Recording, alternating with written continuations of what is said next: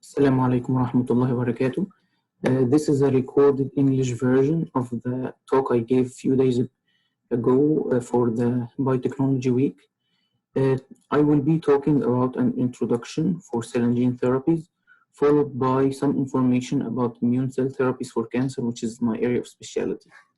Starting by a brief introduction about myself, I studied pharmacy at Ain Shams University between 2004 and 2009. After this, I joined Children's Cancer Hospital Egypt as a pharmacist, but shortly I felt like I want to go into biomedical research. That's why I joined the Egyptian Museum, where I did genetics on royal mummies for 2 years. After this, I went to Germany. I studied at the University of Munich, a master's degree in biology. My thesis specialty was engineering T cells to fight viruses that get activated in patients having bone marrow transplantation. After finishing my master, I traveled back to Egypt, where I worked for a couple of years as a teaching assistant at University of Heliopolis University at the School of Pharmacy, where I taught biotechnology and biochemistry. After that, I joined the American University in Cairo in the biology department, where I worked as a teaching assistant. At the same time, I started doing some collaboration with Children's Cancer Hospital Egypt, through which I knew my current supervisor, Nabil Ahmed, who invited me after some projects to join his lab in Houston, Texas at Baylor's College of Medicine. Currently, I have been 4 years at the Center for Cell and Gene Therapy at Baylor's College of Medicine, and I work on CAR T cell therapy against solid tumors. Before getting into cell and gene therapy, there is like a philosophical standpoint I would like to give to people who are willing to get into biomedical research. Through the times of pressure, you will find people questioning science.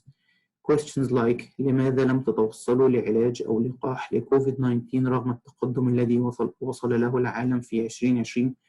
Why there is no therapy or vaccine for COVID-19 despite of the technology that the world is having into 2020? لماذا لم يختفي السرطان رغم إنفاق مليارات الدولارات على الأبحاث العلمية? Why didn't cancer disappear despite millions of dollars that have been spent on biomedical research? متى سوف يتوفر علاج لأمراض الشيخوخة مثل داء الزهايمر?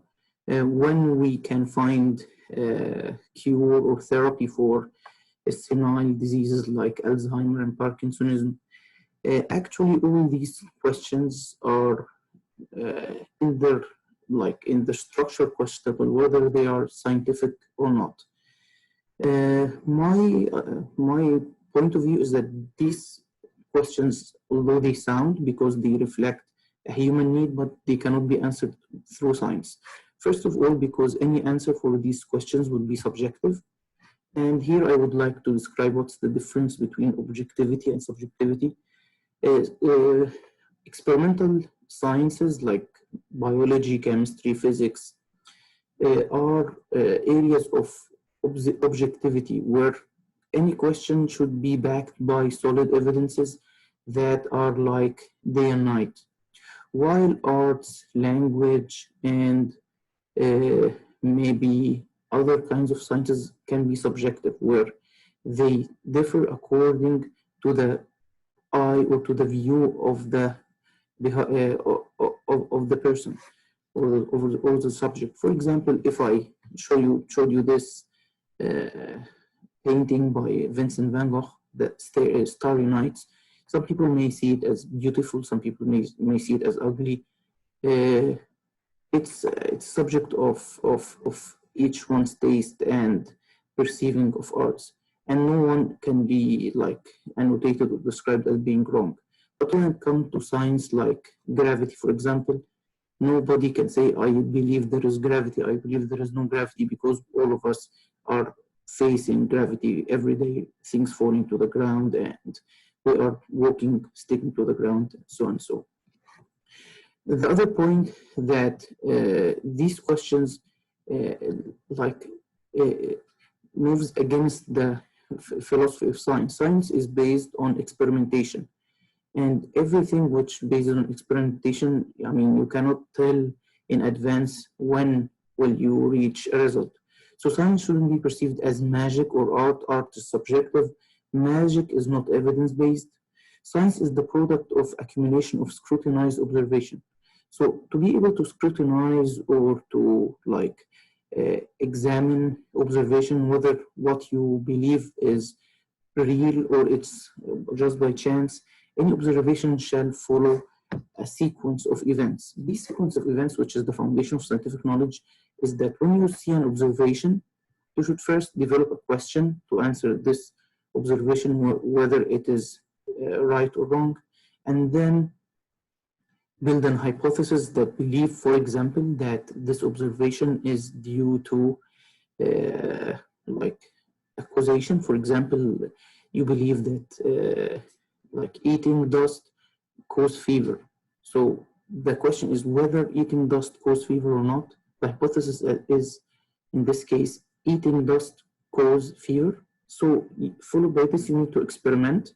For example, you would bring two groups of candidates, of volunteers. One eats dust and one doesn't, and then you see how much percentage of each group would get fever, and all the other factors will be controlled. They face the same environmental conditions. If you find that the percentage of people getting fever from eating dust is higher and statistically significant than those getting fever from the other control group, then you can reach a conclusion that eating dust causes fever.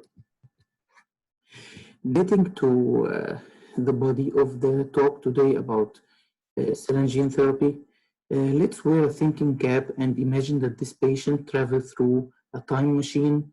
This patient is complaining of frequent episodes of fever and thick colored mucus that makes respiratory difficulty. It's too frequent than just like regular flu. So if this patient through the time machine stopped in 18,000, and the physician would think that you have problems in your lungs. You may take a mucus liquefier and use cold packs for your fever. Then he took the time machine to 1950. So the physician, you have frequent episodes of respiratory tract infection. This is because bacteria have been discovered and it can be correlated to the disease course. And he think that the therapy in this case would be that the patient take a broad spectrum antibiotic. In 2020, the physician would say, oh, I think your problem is lacking the chloride ion channels in your alveolar cells, which is caused by the cystic fibrosis transmembrane conductance regulator gene. You will need to take the gene as a liposomal inhalation. So what's the difference between the three?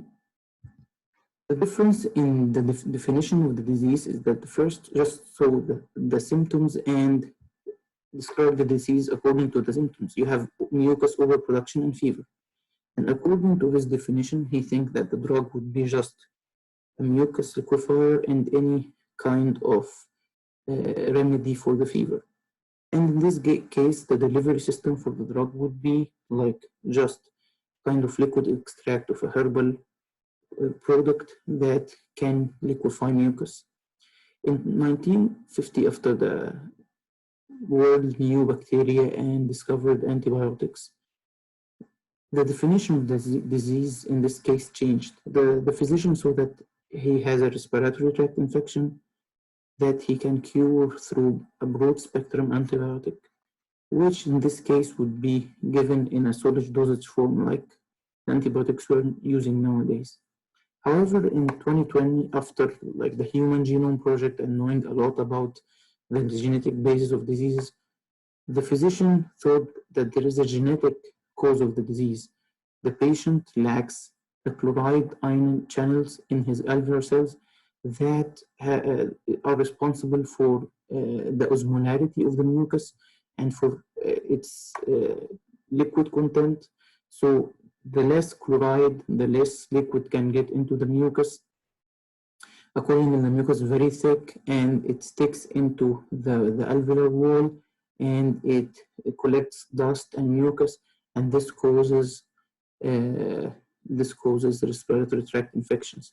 So the root cause of the disease is genetic, and accordingly he described a gene therapy through a modern delivery system, which is a kind of liposomal inhalation. Liposomes, which are lipid bilayers, which have the gene inside them and can be inhaled so that they get into the alveolar cells and the gene get transcribed and translated, and these chloride ion channels get to the surface and the problem is solved.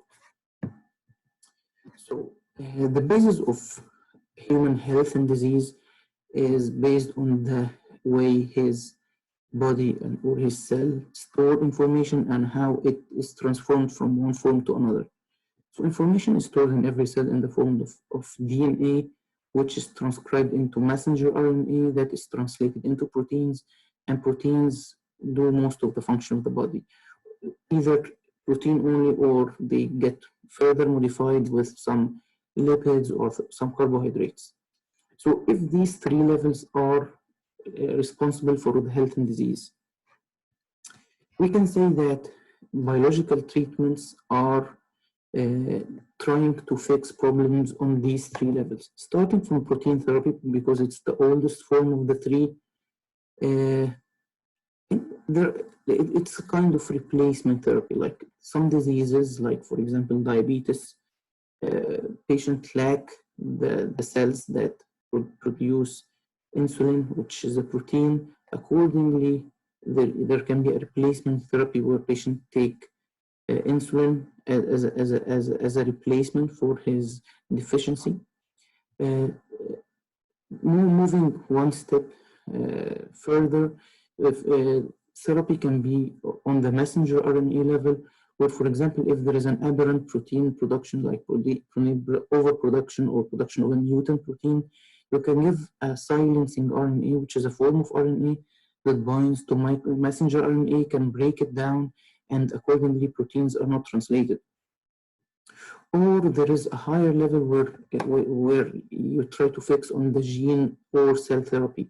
In this case, you are trying to do a more permanent kind of therapy where you replace, for example, the mutant gene by a normal copy, or for example, to replace the cell by normal cell, like in the case of cell therapy. There are a lot of discoveries through the past 100 years that established the basis for biological therapy, starting from insulin, which was awarded the Nobel Prize for its description to Sir Frederick Sanger in 1958, delving to some immunological discoveries, like the discovery of antibodies and how they are produced, the success of organ and bone marrow transplantation, and then the discovery of siRNA or RNA interference I described in the last slide, and then applications related to stem cell therapy and programming of normal cells into pluripotent stem cells, and then dendritic cells, which is a form of immune cells which play a very important role between adaptive and innate immunity. And finally, through the past 2 years, Nobel Prizes that were awarded for the discovery of checkpoint, immune checkpoints and their inhibition through antibodies, which was an important point in treatment of cancer. And recently, very recently, like last week, Nobel Prize in Chemistry was awarded to Emmanuel Carpenter and Jennifer Doudna for describing genome editing through CRISPR-Cas9 technology. So, gene therapy is the insertion or deletion of a genetic material in a cell that contains a defective gene, or to fix this defective gene or to introduce a new feature. The process of gene therapy involves three things, three pillars. One is the genetic material you want to introduce, the delivery system you want to use to introduce this genetic material into the defective cell, or the cell that need to have an extra feature, and finally a cell which will be the platform for genome editing. The hardest thing in all three pillars is the delivery system, because you can easily produce any gene. However, it's very hard, for example, if you want to fix a gene into the liver, to deliver this gene to the liver through the body in a very selective and specific way. Gene delivery is either in vivo or ex vivo. In vivo is the delivery of gene taking place inside the body, like you inject the gene therapy and you aim that this gene reach your organ of interest. Ex vivo is when you get the organ out of the body, fix it, and then return it. Ex vivo is more realistic with immune cells and hematological cells in general. Methods of in vivo delivery can be through liposomal delivery, the way like I described when I was talking about cystic fibrosis, where you put your gene into a lipid bilayer and inhale it, for example, or inject it. Cationic peptides, which are peptides negatively charged, that you mix with positively charged DNA or RNA, and then you add a signal peptide that targets your gene therapy to a certain organ. For example, you can link this cationic peptide to a signal protein from hepatic virus like hepatitis C or hepatitis B virus, which would naturally target this gene therapy to the liver. Or you can use a viral delivery system, an engineered virus, a non-virulent virus, which contain your gene and try to introduce it into the cell of interest. Ex vivo is more or less the same process, but you get the body organ or the blood, for example, out of the body. You isolate the immune cells, and then you have them in a plate through which you can easily introduce a gene through, for example, electroporation, which is putting the cells into an electric charge, which make pores into the cell membrane through which the gene can enter. Transfection, which is more or less like liposomal and cationic peptide delivery, or viral transduction, where you mix your cells with a kind of viruses that have the gene inside them, and the virus can get into the cell, then get into the nucleus, cut the genome, and introduce the gene of interest. So I will give two examples on in vivo gene therapy. Then I will give the rest of the talk about ex vivo gene therapy, which is immune cell therapy, my area of expertise. So starting by the first example, which is related to the introduction of the POP. Through the past 15 years, there was a huge clinical trial in the UK about treatment of the genetic disease, cystic fibrosis, through how I described it a few minutes ago, through liposomal inhalation of the gene. Although this clinical trial had some hope, some good results, but it was not good enough for approval.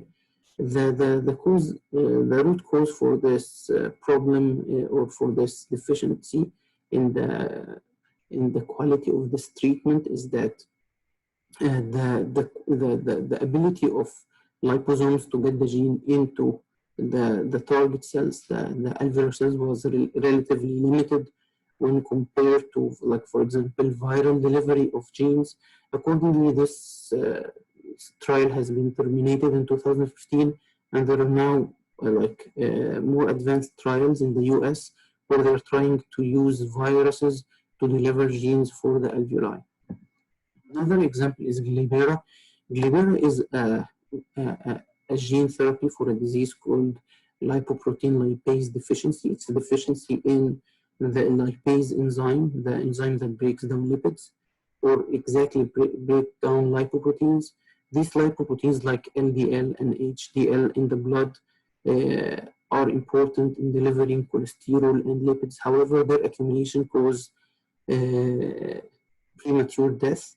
So these patients who lack this enzyme can be treated by adeno-associated virus, a kind of viruses that can introduce this gene into cells of interest. However, it cannot cut the human genome to introduce the gene. Accordingly, the genes are piggybacked, which means that they remain into the nucleus. They get translated and transcribed and then translated by the cell machinery. However, they do not propagate with the cell. They cannot divide with the human genome. And accordingly, this therapy is efficient but is short-term. Patients would need multiple doses to compensate for this. And this therapy was approved in the European region. After this, I will move into immune cell therapies for cancer. To get into this area, we need to understand the relationship between infections and cancer and immunity. So a very strange question came to the mind of William Corey in the late 19th century. Can infections cure cancer? William Corey has been graduated as a surgeon from Harvard University and has been practicing medicine in New York.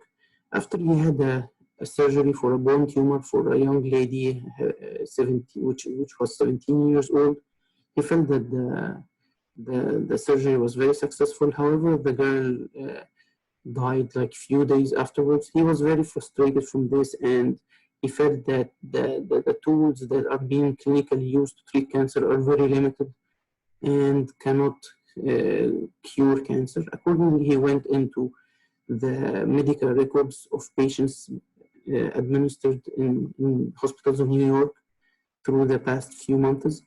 He found that a patient who had a kind of lymphoma or cancer of the lymph node of the lymphoid organs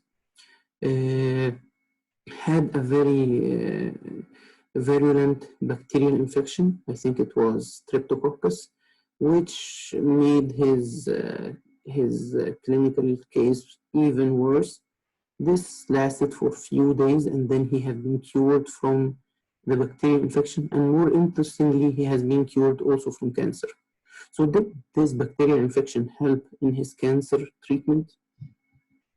To answer this question, he started a clinical trial where he got bacteria, and he started by an Italian immigrant who had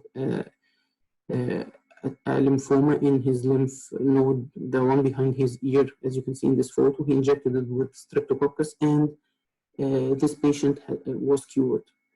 He started doing the same thing with different patients, but some patients couldn't withstand the virulence of this bacteria. Accordingly, he started a new clinical trial where he got a cocktail or a mixture of bacteria, and he heat inactivated it and called it colitoxin, and injected for patients with different kinds of cancer.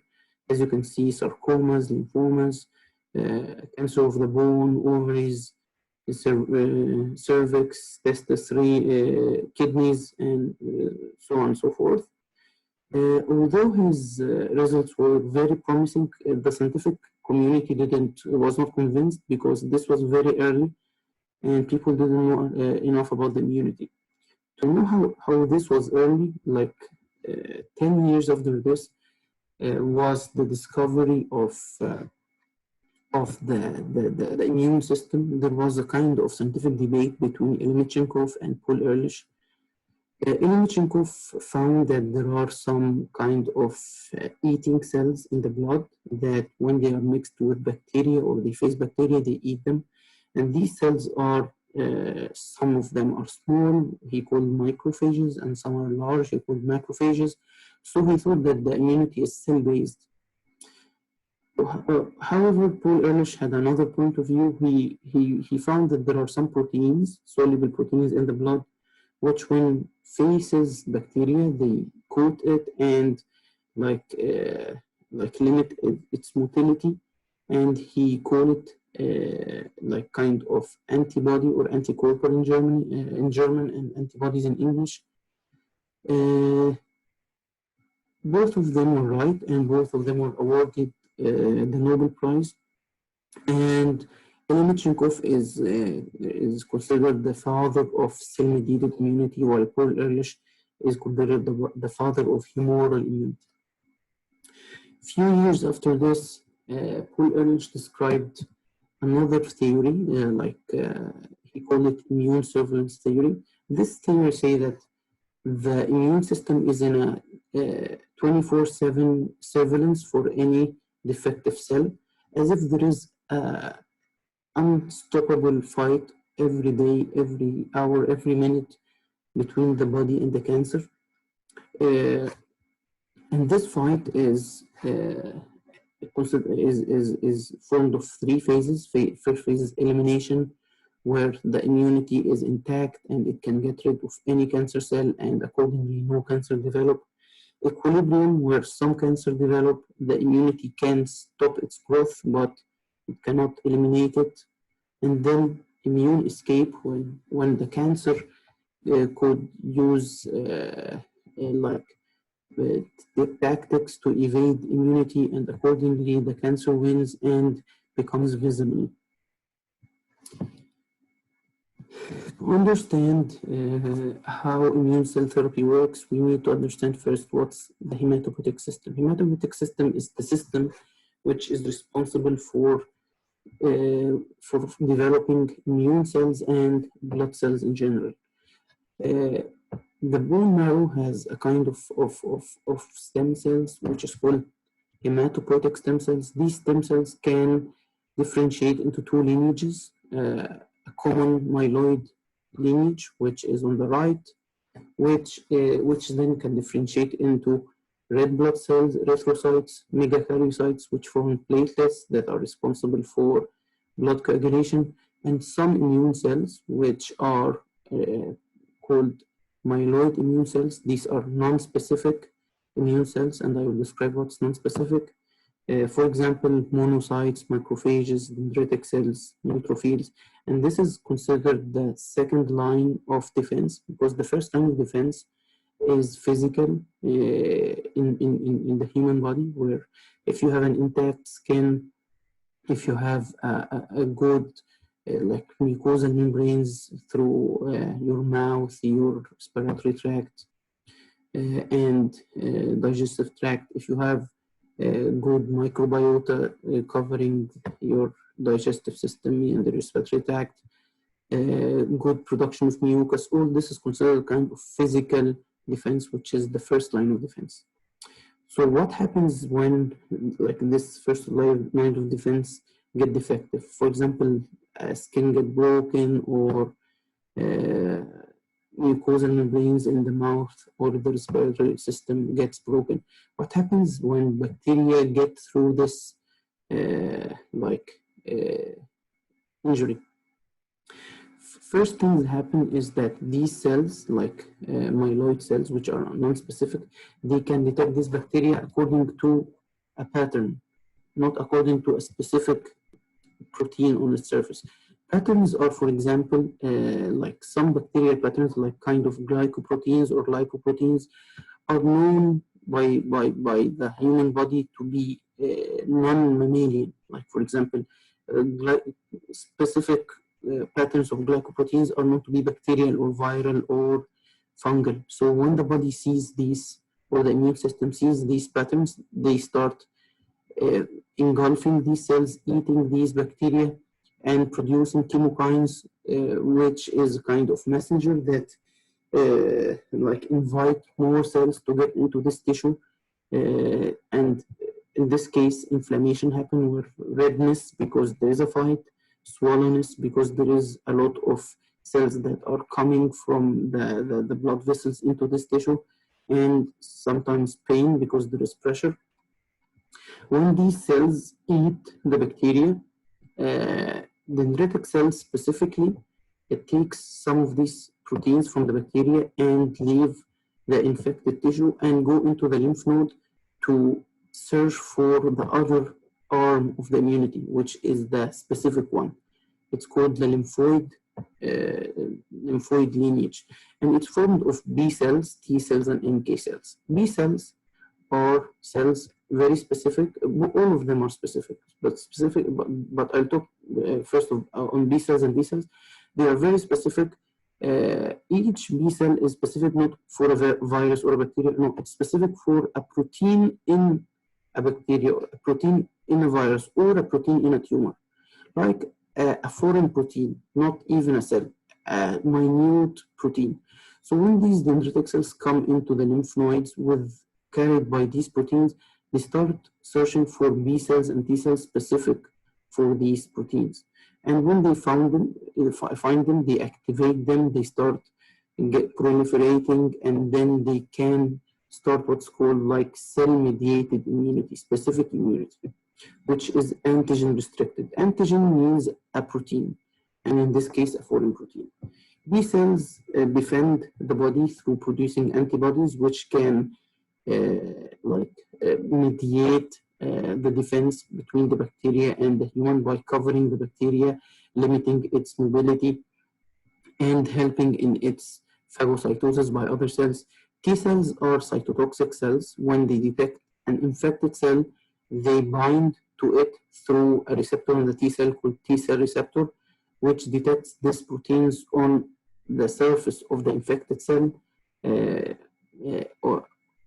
then they can kill the infected cell, including what's inside it, either it's bacteria, virus, or in our case, cancer. So we can say that the dendritic cells is the the messenger between, or the mediator between the innate immunity, the unspecific immunity, and the adaptive immunity, the specific immunity. And I will start with telling a kind of tragic story about dendritic cells and how it has been FDA approved as the first cell therapy for cancer. This guy, Ralph Steinman, in the 70s discovered these cells, the dendritic cells. He thought that they have a very good therapeutic potential. Tragically, and accordingly, he was nominated for the Nobel Prize in 2011. However, after he was announced a Nobel Prize winner, he died of pancreatic cancer. The interesting story behind this is that Ralph Steinman, for years, has been treating himself from pancreatic cancer using his own dendritic cells. He isolated dendritic cells from himself, loaded it with proteins from pancreatic cancer, and then re-injected these cells into his body. Accordingly, these cells went into the lymph nodes. They searched for B cells and T cells, which are specific for his pancreatic cancer, so that these B cells and T cells start fighting this cancer. This therapy helped him a lot, and it has been believed that it ameliorated his case, and he has been good for a while, but unfortunately he died from pancreatic cancer. However, his discovery was the basis for the first FDA-approved cell therapy, where this protocol this product is called Spiliocel T or Provenge. It's based on isolation of dendritic cells from a patient and then loading it with prostate cancer proteins, and then he injected it into the body of the patient so that it can get into the lymph nodes and start activating prostate cancer specific B cells and T cells, so that the immune system of the patient can help in fighting the disease. But when did immune therapy, so this is the first FDA approved cell therapy, but when did immune cell therapies trials start? Interestingly, it started very early, much earlier than I expected. It started in the 1950s when this French oncologist, Georges Maté, has been faced with 6, I think, or 7 engineers from a nuclear reactor who has been faced with nuclear radiation that caused complete destruction of their bone marrow system, or the hematopoietic system. They thought of transplanting bone marrow from healthy donors to them, and he did it, although at that time they could only match the blood groups, it relatively succeeded and this patient could survive. However, I mean, expanding these trials at that time was not successful enough. And then after this, an American physician called Donald Thomas took this forward and started studying this for like 30 years. The change point for this kind of therapy was the discovery of what's called human leukocytic antigen markers, which are markers on all human cells that that act in exposing the proteins inside the cell, and these which has another name, which is major histocompatibility complex (MHC). These proteins take these antigens or markers take all the proteins inside the cell, whether it is natural or pathological, like from bacteria or virus, and expose it on the surface, so that when T cells start doing this kind of surveillance and detect any of these proteins carrying on its surface a kind of foreign protein or a foreign antigen, it can start detecting this cell as infected and destroying it. The problem with HLA markers that they are patient-specific. Everyone has different patterns of HLA markers. So when, Don Thomas started matching these molecules between the recipient and the donor, the success rates for these transplant has increased. And accordingly, this therapy has been established, and he was awarded the Nobel Prize in 1991, as far as I can remember. Two physicians, Stanley Riddell and Greenberg, found that through the course of bone marrow transplantation, patients first get immune depleted. They get rid of, physicians get rid of their old immune system, their old hematopoietic system, in order to replace it with a hematopoietic system from a healthy donor. However, through this process, patients suffer from reactivation of some latent viruses. These viruses live normally in the body, however, they get reactivated when the immune is suppressed, the immune system is suppressed. So through this process, the patient lacks immunity for this transient time between his old immune system and the new transplanted immune system. So they thought of infusing T cells, which are specific for these viruses, in parallel to doing the bone marrow transplantation. They started by T cells specific for a virus called cytomegalovirus, and this regimen was successful. They isolated these immune cells from the recipient, and they infused it with the bone marrow to the patient. Another people who are currently the leadership of the center at which I work, Dr. Malcolm Brenner, Clay Roney, and Helen Heslop, found that there are some kinds of cancer which have associated viruses. For example, you can find that a kind of lymphoma, Burkitt's lymphoma, is highly associated with Epstein-Barr virus infections. So they thought that if they infused a Burkitt's lymphoma patient, for example, with T cells which are specific for this virus, for the EBV, while it kills or clears the EBV, will it clear the cancer as well, because the EBV lives inside the cancer? This was their hypothesis, and yes, infusing T cells against EBV helps in treatment of lymphoma. But technically, how this happens? So when you can get blood from a healthy donor, you can isolate the PBMCs, which are the peripheral blood mononucleocytes, which are the immune cells, a scientific term for immune cells. And then when you put like viral antigen or viral proteins to this immune cell mixture, dendritic cells would take these viral antigens in the culture, in the plate, in the lab, and they will start activating T cells which are specific for this virus. So these T cells will start like amplifying in number, while other T cells which are not activated will die. So after a few days, you will end up having a population which is highly pure against this virus.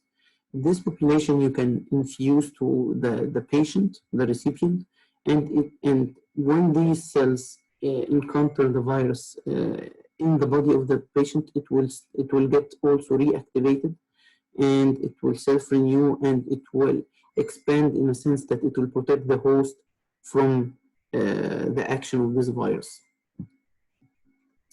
Another guy, Steven Rosenberg, found that when you isolate a solid tumor, you usually find immune cells which are living inside it. So he had a couple of questions. First, why do these immune cells get into the tumor and stick inside it? The second question, so why these T cells or this immune cells don't get rid of the tumor, don't kill the tumor. So answering these questions, he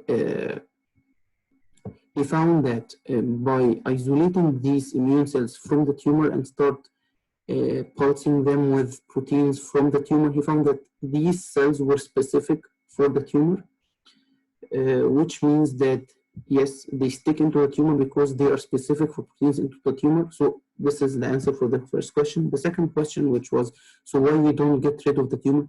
This is because the tumor have some techniques or some tactics through which it can exhaust these cells in a sense that they are not powerful enough to kill the tumor. So what he thought of is that he can reactivate these cells in the lab and expand them so that he can reinfuse them into the patient and give us some competitive advantage to these T cells so that they can get rid of the tumor. Although this had some kind of promise, but it was not very successful. This is because the tumor-based exhaustion of these cells is relatively irreversible. So, I mean, you cannot easily reverse these exhausted cells into active cells in a sense that they can go back to the cell, go back to the body and kill the tumor. Another people who were studying a kind of a basic immunological question, which is T cell signaling, how T cells, when they get activated, how they signal so that they end up doing the cytotoxic or function or killing the tumor or the infected cell. To make their life easier, because as you can see here that the structure of the TSA receptor is very complicated, they thought of just taking the signaling domain of the T cell and just sticking it into a short chain variable fragment, which is the fragment of the antibody which is specific for the foreign protein, and trying to activate this kind of strange structure, which is a kind of chimera between an antibody and the T cell receptor, and seeing how this would respond. So interestingly, when this antibody was detected the protein of interest, T cells started to signal and function. So in this way, they did a very clever thing, which is combining the advantages of humoral immunity, of soluble immunity, which is very specific, like antibodies, and binding it to a killing machine, like to a T cell, which can detect and kill the target cell or the infected cell. We can metaphor this like they took a kind of gun or grenade and they put it on a killing machine, which is a kind of armored car, which ended up like comparing between a grenade and a tank. So a tank would be way stronger. However, this technique was not at that time very promising in clinic when compared to lab results. Accordingly, a French scientist, Michel Sadelain, tried to take this forward and try to invent second and third generation cars based on his understanding of the biology of T cell. So there are three things in a T cell which controls its function. its signaling domain, which is called CD3 zeta. It's more like the ignition of a car when you put in the key and turn it. A stimulation molecule, a co-stimulation molecule, which is a molecule like pressing the gas, in this case CD28 or 4-1BB, and inhibitory molecules, which I will talk about later, which act as the brake pad. So to be able to stimulate a functioning T cell, you need the ignition, the CD3 zeta, and you need to introduce a co-stimulation. So this is how we redesigned the car to make a second generation car, where he introduced a co-stimulation molecule fused to the ignition or the CD3 zeta molecule. In this way, T cells got more activated and could function better. The third generation cars are simply introducing two co-stimulatory molecules rather than one. In this case, it's CD28 and 4-1BB, which gave T cells more activity. This was one of his great inventions in the field of CAR T cells. The other great invention is that he optimized a protocol for development of CAR T cells using retroviruses. Retrovirus is a kind of virus which has the ability to get into the human cell, get into the nucleus, cut the human genome, and introduce the gene of interest into the human genome, and accordingly it can replicate and live with the cell forever as long as the cell is living. To do so, he isolated the immune cells from the patient. He produced retroviruses that has the CAR in their genome. These viruses infected the T cells, introduced the gene for the CAR, and then the CAR was transcribed and then translated into a protein which got to the surface of these T cells. So at this point, the protocol was optimized. However, what is the first kind of cancer that they would experiment this novel therapy on? So they started with a kind of cancer called BALL. B stands for B cell. ALL stands for acute lymphoblastic leukemia, which is basically a cancer in which B cells proliferate uncontrollably, and these T cells aim to get into the patient's body and kill all the the B cells, either they are cancer or non-cancer. This is through targeting a protein which is expressed on all B cells, which is called C19. CD19 CARs would kill all the B cells, and so the patient would survive the cancer. However, he will need a replacement for the function of the B cells for the rest of his life, and this can be easily achieved through infusing the patient doses of antibody cocktails like every 3 months or so, so that they can maintain immunity against common infections and common viruses. And this was through the beginning of 2000 to 2005, and then a race started between the three groups, the group of Michel Sadelain, Steven Rosenberg, and a new group led by Carl June was studying B-cell leukemia, BALL, in pediatric patients. The turning point for this therapy, or the point of great success after which the therapy was almost FDA approved, is when Carl June treated kind of salvage therapy for a terminal stage leukemia patient who failed 7 or 8 lines of conventional therapy. He treated her with these CD19 CAR T cells, and in few days she was totally cured, and she's living healthy until today. This made a strong shake in the field of cancer treatment. More and more patients have been recruited for clinical trials on CAR T cells, on CD19 CAR T cells, until CAR T cells were clinically approved, where 2 products have been approved in 2017, Chimeria by Novartis and Yescarta by Kite. and recently, like this year, Tecartus, another product by Kite, have been approved. All these were approved for cancers of B cells, of B cell origin, either they are B cell leukemia or B cell lymphoma. But what about other tumor targets?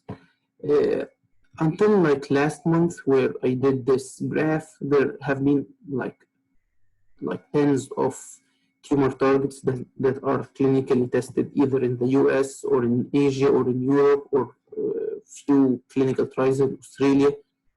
The most common tumor targets or proteins targeted by CAR T cells besides CD19 are, in the case of hematological malignancies, BCMA, which is B cell maturation antigen, which is associated with a kind of cancer called multiple myeloma. It's a kind of cancer of the bone marrow. CD22 and CD20, which are also associated with B cell leukemia, and CD123. In the case of solid tumors, the most studied antigens is mesothelin, which is a protein associated with mesothelioma, a kind of lung cancer, which is associated with exposure to asbestos. GD2, which is a protein associated with neuroblastoma, which is cancer of neural origin. GPC3, which is glypican-3, associated with liver tumors. HER2, the famous HER2, which is associated with breast cancer, brain, bone, and other types of cancer, and it's the antigen I work on most. But still, the success rates for CAR T cells with non-CD19 cancers is way less. So, for example, in this study, you can, although it's relatively not very novel, it's in 2017, you can find here that the number of responders for CD19 CAR is 240, while all other targets, tumor targets, are less than 30. And it's even less when it comes to solid tumors, because solid tumors usually have more challenges when compared to hematological malignancies. You can find that all the antigens have less than 25 responders, including the HER2, the one I'm working on, which has even less than 20. So according to like our understanding of the immune system, we can improve the CAR T cells to treat more patients and to have better efficiency. So through the upcoming 2 slides, I will be giving 2 examples of like developments in CAR T cells based on our understanding of the biology of cancer and the biology of the immune system. So starting by like one of the challenges that the cancer or one of the tactics that the cancer can use to get over immunity, which is the expression of immune inhibitory ligands. These are proteins that cancer cells can overexpress. When these proteins bind to their cognate receptors or counter receptors on the T cell, they can result in T cell death. These are the immune inhibitory cells, signals I mentioned a few slides ago. So physiologically, these molecules act as the brake. As I said, that there is an ignition, there is a gas pad, and there's a brake pad. So these are the brakes. So why there are brakes in the immunity? Immunity has has to be balanced between 2 problems. One of the problems is that when immunity is too weak, infections will happen, cancer will happen, and this would destroy the human body. On the other side, if the immunity is very strong, this would result in autoimmune diseases, like the body is attacking itself, like in the case of diabetes, in the case of rheumatoid arthritis, lupus erythematosus, and so on and so forth.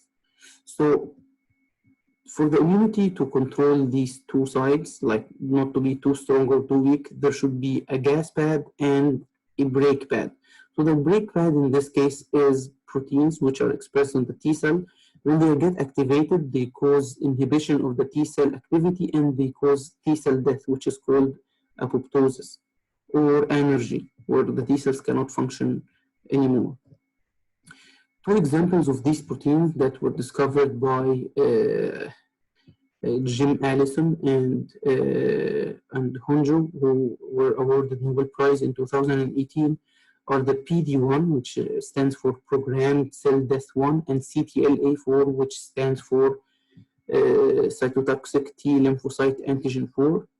When these cells get activated by the cognate receptor on the tumor, which is PDL1, programmed cell death ligand 1, or B7, which binds to the CTLA4, they result in T cell death.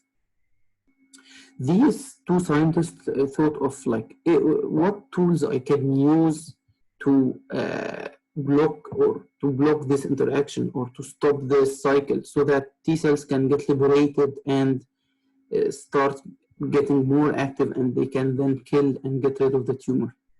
So if you were in the lab and you were in the place of Jim Allison and Hanjo, and you understand how this mechanism works, this is the first activity, how to overcome this immune inhibitory signal that render CAR T cell energetic.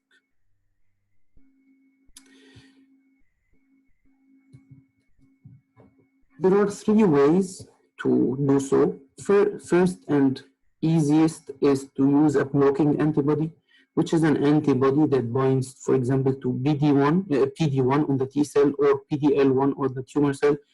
Through this interaction, it can block the binding of PDL1 to PD1, and accordingly, it can hinder this inhibitory signal, as seen with B7 and CTLA4.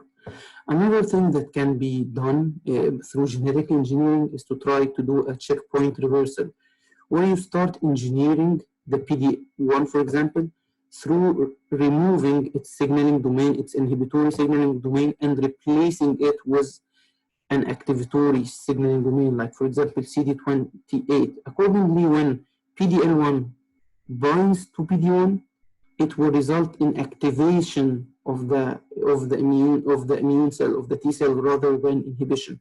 This is called checkpoint reversal because this interaction is called a checkpoint interaction, and reversal because it's reversing this inhibitory signal into an activatory signal through genetic engineering, through cutting this piece and introducing this piece. The third and most hot topic nowadays is to remove such molecules through knocking out the gene through a technology called CRISPR-Cas9. This technology works on removing the gene that code for whatever protein of interest. In this case, you can cut the gene that is responsible for PD1. In this case, even if the tumor is expressing high levels of PDL1, it will not find PD1 to convey this signal and result in T cell inhibition. And this has been clinically tested recently through engineering T cells to introduce a T cell receptor which detects a specific tumor antigen, and at the same time removing PD1 through CRISPR-Cas technology, and it was promising in a number of patients that has been tested for this therapy. Another challenge that the tumor do in order to escape the immunity is that something called tumor heterogeneity, antigenic heterogeneity, which results in antigenic escape. To understand this challenge, you can think about it like human beings, how human beings diversify from a point. Usually tumors start from a single cell, and it starts multiplying through its lineage into 1 to 2, 2 to 4, 4 to 8, and so on. Down the road, while it's multiplying, because it's multiplying very fast, it starts catching mutations, and every one of the cells in the lineage will get a different mutation, which it will transfer into its offsprings, and accordingly, after thousands of multiplication, you will end up having a very diverse population, which have very different proteins on its surface, different dynamics, and accordingly, if you gave a T cell, for example, which target a single protein, for example, CD19, It will kill 1 or 2 or 3 populations which has CD19, but other populations which lost the CD19 through their multiplication and mutation will survive the therapy, and they will even overcome and take over the cancer, and relapse will happen. But in this case, you will relapse with a CD19 negative cancer. And this what happened for the patient, for a fraction of patients that were treated with CD19 CARs. So if you were in the lab and you understand this problem that tumors can escape CAR T cells through applying tumor heterogeneity and antigenic escape through down-regulating or losing the gene that codes for the target protein, what would you do? A very simple statistical idea that you can use is to target multiple antigens. Like if antigen A is on 3 population, antigen B is on another 3 population, and antigen C is on another 3 population, by targeting these 3 antigens at the same time, you would increase the fraction of the cells being killed and increase the chance of clearing the cancer. In the lab, to apply this technology or this idea, there are 3 different ways. There is a way to use a mixture of CAR T cells where you get 1 CAR T cell that target antigen A, 1 CAR T cell that target antigen B, 1 CAR T cell antigen C, and engineer them, produce them, pool them, and inject to the patient. Another way is to do multiple CAR expression on a single cell, where you, on a single cell, you can express different CARs, 1 CAR for antigen A, 1 CAR for antigen B. Another technology is to use something called a tandem CAR, where you engineer a CAR molecule that has 2 short chain variable fragments, 1 for antigen A, 1 for antigen B. So by just transducing the cells with this CAR, it can target multiple antigens at the same time. In our lab, we had 2 experiences with this. One, which is like engineering a CAR T cell that has 3 CARs on its surface for targeting a kind of brain cancer called glioblastoma. Targeting 3, using these T cells which target 3 antigens at the same time were more efficient than each CAR T cell giving alone, like targeting antigen A alone or antigen B alone or antigen C alone is much less efficient when you are targeting antigen A, B, and C with the same CAR T cell. Another study in our lab was done on leukemia, where when you co-express 3 different CARs targeting B cell leukemia, like in this case was CD19, CD20, and CD22, you get way better results when compared to CAR T cells which are targeting CD19 only, and this is because of antigenic diversity. Some B cells express CD19 only, some express CD20, and some express CD22. So you are getting the advantage of overlap between the 3 antigens. At this point, I would reach the end of my talk. I would like to thank the audience. I would like to thank the team to which I belong, my professor, Nabil Ahmed, Meenakshi Hegde, all my colleagues and our collaborators in Egypt, in Children's Cancer Hospital Egypt, our collaborators here in Houston, and the leadership of the PhD program, the TBMM, which I belong to, and the funding agencies. Thank you very much.